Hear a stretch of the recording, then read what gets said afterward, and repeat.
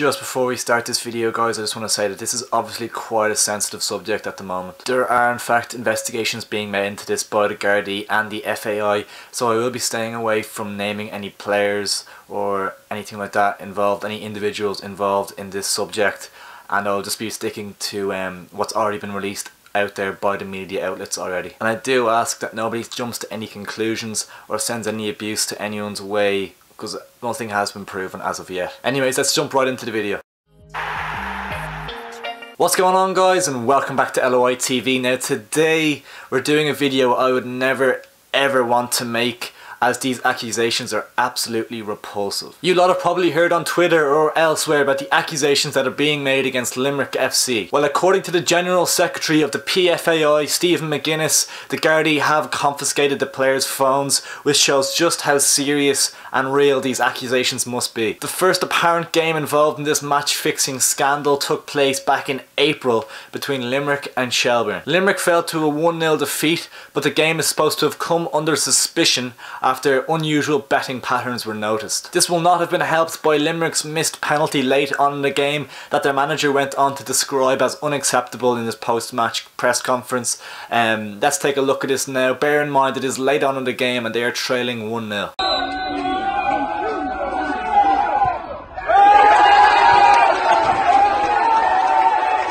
I think I'll let you just draw your own conclusions from that. The next game which is under suspicion is the game in the FAI Cup tie between Sligo Rovers and Limerick. This game finished in a 6-2 win for Sligo Rovers, and I've received tons of messages, well maybe not tons, but messages telling me different bits and pieces about this game, and I'm not sure what I can say about it, really, to be honest. I wouldn't want to state something that may turn out to be false in regard to either of these two sides. The facts of the matter are that 6-2 win for Sligo was being offered at odds of around 20 to 1 at the time, and unusually large amounts of money were reportedly being placed on it. Limerick went 2-0 up at the showgrounds that night, and it looked like a cup upset could be on the cards, and the fans were really feeling it, I can only imagine. Limerick finished the game with 8 players, gave away 2 penalties, and ended up losing the game 6-2. At 5-2, with just a couple of minutes remaining in this game, there was a certain clip that's gone kind of, I'm not sure if it's gone viral, but it's on Twitter and people have gained suspicion from it. It's a clip of Limerick players defending. I'll show it to you now.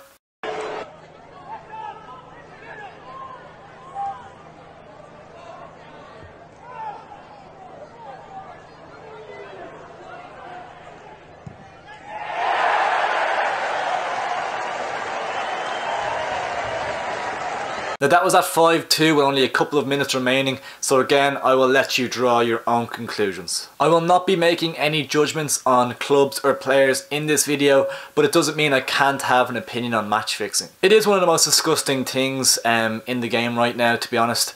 Imagine working your whole life, playing the sport from such a young age, getting to a good level of football and then just throwing it all away for a few quid. It not only lets down yourself and everyone involved in your club, it also lets down every family member, every player you've played alongside, every coach you've ever had in your whole career. It lets anyone who's ever helped your career, it lets every single one of them down. The fans who pay their hard-earned cash to follow the club up and down the country each week, they're the ones I truly feel sorry for most. It's absolutely disgusting behaviour, and any individual found to be caught up in this lacks any sort of integrity, and if found guilty should never ever step foot on a football pitch ever again. Are the FAI blameless in all of this? Absolutely not.